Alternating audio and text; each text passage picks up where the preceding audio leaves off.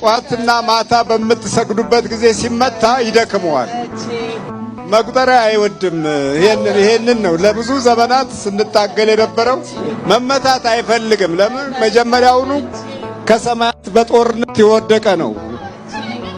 መላእክት ቀጥቅጠው ያሳደዱት ነው። ስለዚህ ከሕይወት ጋር ተደባልቆ ተደብቆ እንዳይቀመጥ የሚመታበት ቦታ ደግሞ ትከሻ ላይ ስለሚቀመጥ ፈረሴ ስለሚል ትከሻ ላይ፣ መጀርባ ላይ ስለሚታዘል ጀርባ ላይ፣ እዚህ ጀርባ ላይ ታዝሎ ቁጭ ነው የሚለው። የሆነ ነገር እንደተሸከምክ ሆኖ ነው የሚኖረው። ትከሻ ላይ ደግሞ ሲቀመጥ አብሮ ለማየት ነው የሚፈልገው። ራእይህንም እቅድህንም ፕሮግራምህንም አብሮ ነው የሚያየው። ስለዚህ ግራና ቀኝ ያሉ ትከሻ፣ ጀርባ፣ እዚህ ሆድ፣ እዚህ ልብ አካባቢ።